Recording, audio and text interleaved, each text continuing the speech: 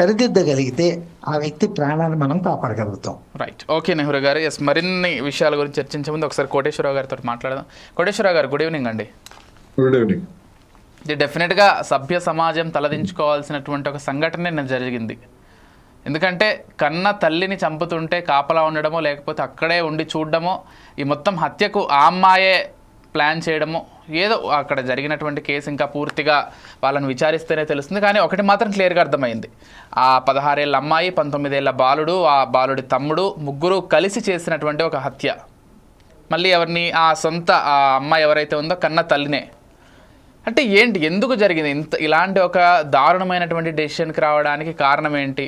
అంటే ఆ మాత్రం విఘ్నత లేదా? ఇది జరిగిన తర్వాత ఎలాగో దొరికిపోతాం, రేపటి రోజున మన 2 జీవితాలు లేకపోతే మన 3 జీవితాలు కూడా జైలుకు పరిమితం అవుతాయి, ఈ విచక్షణ లేకుండానే హత్యలు చేస్తున్నారా చేసేవాళ్ళనేటువంటి మరో డౌట్. ఏం చెప్తారు కోటేశ్వరరావు గారు? మనం ఈ ఉదంతం గురించి మాట్లాడుకునేటానికి ముందు అంతకు ముందు జరిగినటువంటి కొన్ని ఉదంతాలని మనం తెచ్చుకోవడం అవసరం అనేది నా అభిప్రాయం. తప్పకుండా. ఇష్టపడినటువంటి అబ్బాయిని పెళ్లి చేసుకోవడానికి వీలు లేదు అని చెప్పేసి తల్లిదండ్రులే కూతుళ్ళని చంపినటువంటి ఉదంతాలను కూడా మనం చదువుకున్నాం కదా, ఎన్నో చదువుకున్నాం కదా. మరి దాన్ని ఏ విధంగా మనం చూడాలి? అందుకని ఇవన్నీ కూడా మనది ఇప్పుడు మన సమాజం, భారతీయ సమాజం ఒక సంధి దశలో ఉంది. ఒకవైపు ఉన్నత స్థాయి పెట్టుబడిదారీ విధానం, ఆ పెట్టుబడిదారీ విధానంలో ఉండేటువంటి జీవితాలు లేదా యువతి యువకుల ప్రవర్తన, కుటుంబాల ప్రవర్తన, సామాజిక ప్రవర్తన అంటే ఆ స్థాయిలో ఉండేటువంటి వాళ్ళ యొక్క లైఫ్ స్టైలు, ఇవన్నీ కూడా మనం ఒకవైపు మనం చూస్తున్నాం. రెండో వైపు అడవుల్లో ఇంకా ఆటవిక లక్షణాలు కలిగినటువంటి, ఇంకా పూర్తిగా నాగరిక సమాజంలో కలవనటువంటి గిరిజనులు కూడా మనం చూస్తాం. మరి ఈ రెండు ఎట్లా కలుస్తాయి? మనకి గాడ్స్ మస్ట్ బి క్రేజీ అని ఒక సినిమా వచ్చింది, ఇంగ్లీష్ సినిమా. దానిలో ఉన్నతమైనటువంటి పెట్టుబడిదారీ విధానానికి, అంటే ఒక విమానంలో నుంచి వెళ్ళేటువంటి వాడు ఒక కూల్ డ్రింక్ బాటిల్ విసిరేస్తాడు పైనుంచి. అది అసలు విమానం గురించి తెలియనటువంటి వాళ్ళకి, లేకపోతే ఆ బాటిల్ గురించి తెలియనటువంటి వాళ్ళకి వచ్చి ఒక ట్రైబల్స్ దానిలో పడుతుంది. దాని మీద పెద్ద ఒక సినిమా తీశారు. అంటే 2 సమాజాలు మనకి కనిపిస్తున్నాయి ప్రపంచవ్యాప్తంగా. భారతదేశం కావచ్చు, ఆంధ్రప్రదేశ్ కావచ్చు, లేదా తెలంగాణ కావచ్చు, రాష్ట్రాలు కావచ్చు. ఈ విధమైనటువంటి సంధి కాలంలో జరిగేటువంటి పరిణామాలు ఇవన్నీ కూడా మనం చూస్తున్నాం. దీనికి తల్లిదండ్రులు కారణం అని చెప్పేసి పిల్లలు అనుకోవటం కావచ్చు, లేదా పిల్లలే మనం చెప్పినట్టు వింటలేదని చెప్పేసి తల్లిదండ్రులు అనుకున్నా కానీ, మన సమాజం ఉన్నటువంటి స్థితి అటు పిల్లల మీద పనిచేస్తూ ఉంది, పెద్దల మీద పనిచేస్తూ ఉంది. వీళ్ళిద్దరితో సంబంధం లేనటువంటి 3వ తరగతి ఉండే ఎదుటి వాళ్ళు, పక్కింటి వాళ్ళు, ఎదురింటి వాళ్ళు, ఊళ్ళో వాళ్ళు, పేటలో వాళ్ళు కూడా వీళ్ళ మీద ప్రభావం చూపిస్తున్నారు కదా.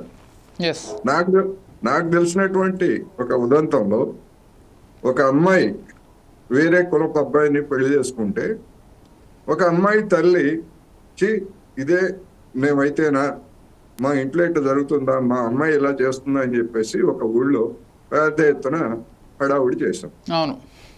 చివరికి ఆ అమ్మాయి ఎవరైతే ఆ హడావుడి చేసినటువంటి తల్లి కూతురు కూడా అదే విధంగా మరొక అతన్ని పెళ్లి చేసుకుని వెళ్ళిపోయింది. ఆ తల్లి ఆత్మహత్య చేసుకుంది. ఎందుకు చేసుకుంది?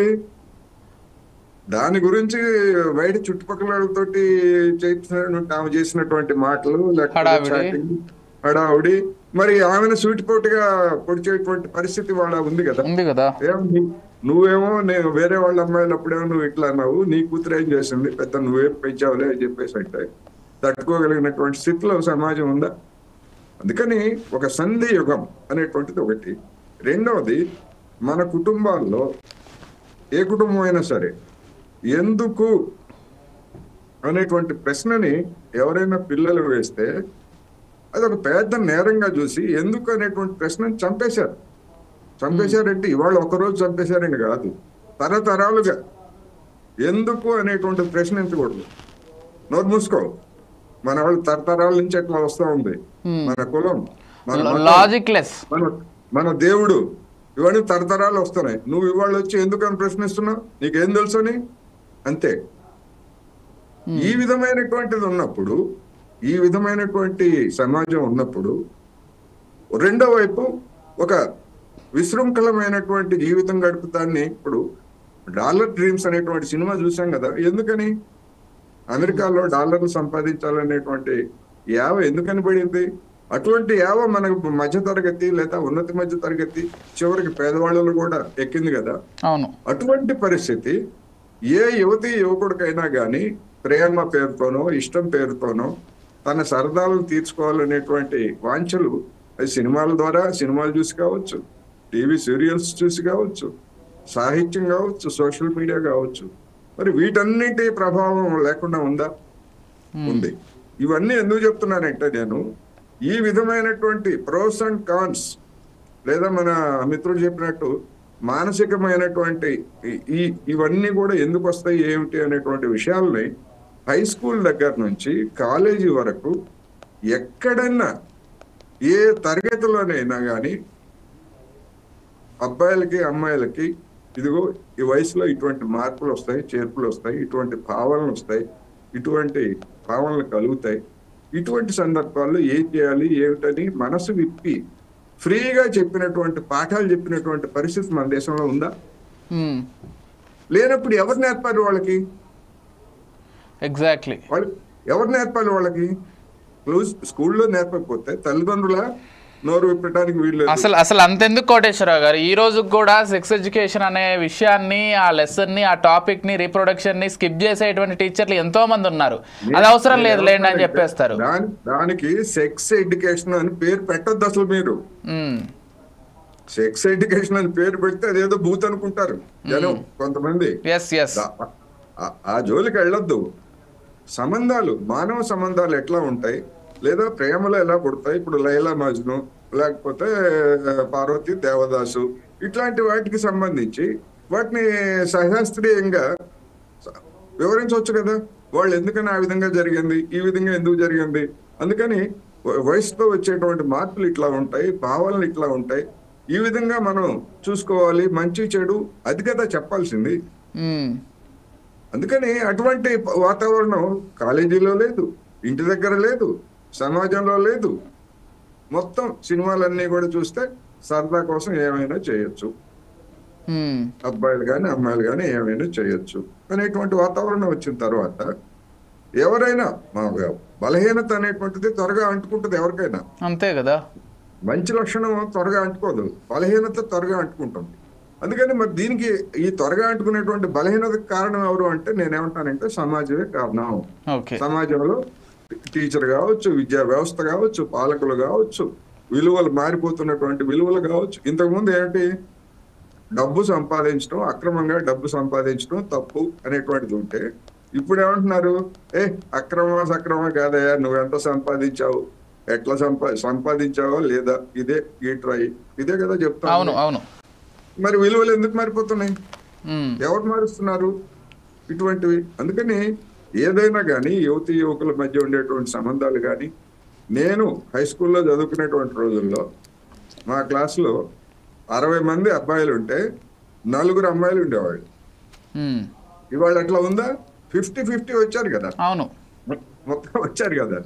అందుకని 4 అమ్మాయిలు 60 మంది అబ్బాయిలతో మాట్లాడేటువంటిది కానీ, లేదా ఆ 4 అమ్మాయిలతో 60 మంది అబ్బాయిలు మాట్లాడేటువంటి వాతావరణం కానీ ఆ రోజుల్లో ఉండేది కాదు, మాట్లాడేవాళ్ళు కాదు.